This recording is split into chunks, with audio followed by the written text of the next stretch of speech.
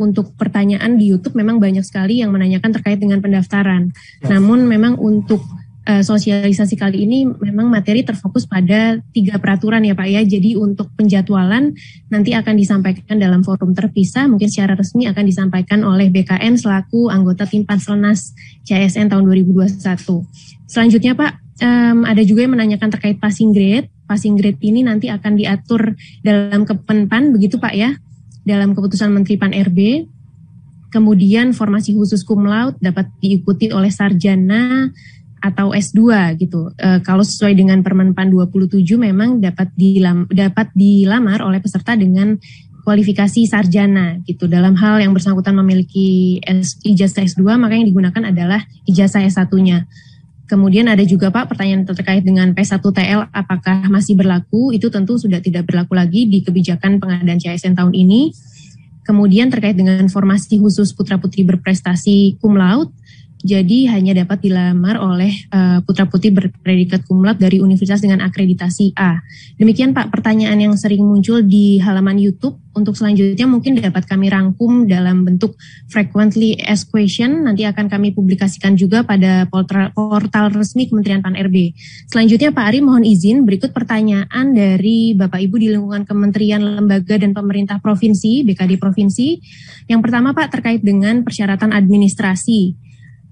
Terkait dengan surat keterangan bebas dari permasalahan hukum dan tidak terafiliasi pada ideologi yang bertentangan dengan Pancasila, apakah ini diberlakukan untuk formasi khusus diaspora saja atau berlaku untuk formasi umum? Itu yang pertama Pak.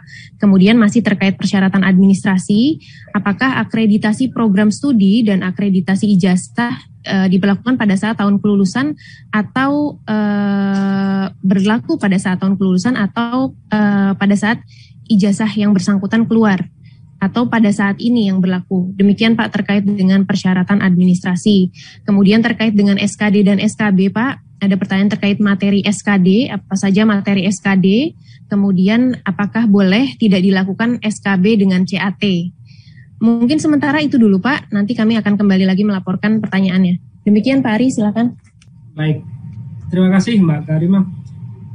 Jadi pertama terkait dengan diaspora.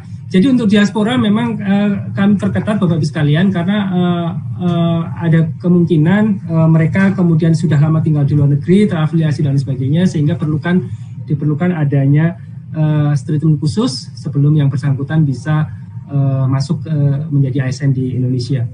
Sedangkan terkait dengan persyaratan-persyaratan yang untuk yang di dalam negeri, yang ketentuan umum, saya kira tadi di slide kami sudah jelas bahwa ada beberapa persyaratan, yakni tidak pernah dipidana dengan pidana penjara 2 tahun, kemudian tidak pernah diberhentikan, tidak berkedudukan dan sebagainya, tidak menjadi anggota parpol dan sebagainya.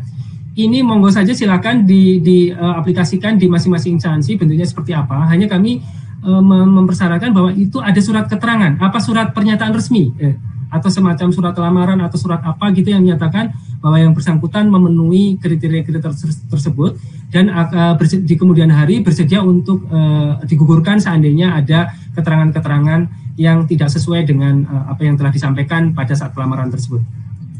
Kemudian akreditasi pada prinsipnya pada saat kelulusan, ya. Akreditasi saya kira di Permenpan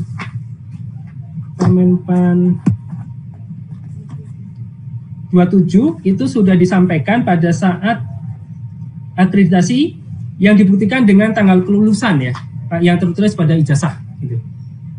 Kemudian terkait dengan materi SKD tadi kami sudah sampaikan ada materi SKD.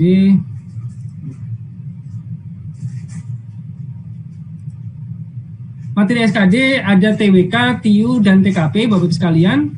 Untuk TWK, TIU tidak ada perubahan dengan tahun lalu. Hanya saja untuk TKP, itu ada tambahan penguatan di sisi anti-radikalisme. Jadi anti-radikalisme kita perkuat dan beberapa hal yang terkait dengan karakteristik pribadi di indikator-indikator atasnya juga ada yang kita perkuat. Sesuai dengan perkembangan atau kebutuhan terkini. Kemudian juga jumlah soalnya. Ini mungkin tadi sudah saya sampaikan atau belum, saya lupa. Jadi jumlah soalnya itu nanti untuk TWK itu adalah 30, kemudian TIU-nya ada 35, dan TKP-nya ada 45. Ada 45. Jadi kalau tahun lalu TKP hanya 35. Jadi totalnya adalah 100. Tahun ini ada penambahan 10 soal di TKP.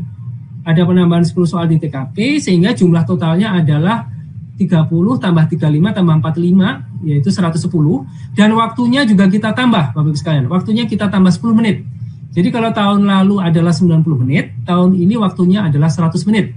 Demikian juga waktu untuk penyandang disabilitas tunanetra yang tadinya 120 menit yang tahun lalu, tahun ini kita tambah 10 menit juga menjadi 130 menit. Kemudian SKB tanpa CAT. Bapak Ibu sekalian, untuk instansi daerah SKB CAT menjadi suatu kewajiban. Jadi mungkin ini tadi pertanyaan dari pusat. Sedangkan untuk instansi pusat, Bapak Ibu sekalian, pada prinsipnya kedepannya kita akan mewajibkan seluruhnya untuk menggunakan SKB dengan CAT kedepannya. Namun demikian pada beberapa tahun ini kami ini juga sesuai dengan arahan dan juga arahan pimpinan dan juga terkait dengan ketegasan yang harus kami lakukan di Panselnas dan juga sudah mendapatkan dukungan dari Kemenkumham dan seterusnya pada saat harmonisasi, bahwa pada prinsipnya kedepannya kita seluruhnya SKB akan menggunakan, salah satunya menggunakan SKB dengan CAT. Tapi dapat menambah, instansi pusat dapat menambah paling sedikit 1, boleh ditambahkan 1, 2, 3, 4, 5 atau 7 pun monggo silakan ditambahkan. Namun demikian, khusus untuk tahun ini Bapak Ibu sekalian, kami masih memberlakukan bahwa seandainya Bapak Ibu sekalian tidak instansi pusat tidak mau memberlakukan SKB dengan CAT, mohon seperti biasanya bersurat secara resmi juga mengajukan pedoman SKB-nya seperti apa, kemudian nanti untuk mendapatkan persetujuan dari Menpan. Saya kira demikian. Jadi ini memang masih masa transisi untuk SKB yang tanpa CAT untuk tahun ini masih kita berikan ruang untuk itu. Saya kira demikian Mbak Karimah, monggo silakan. Baik. Terima kasih Pak Ari.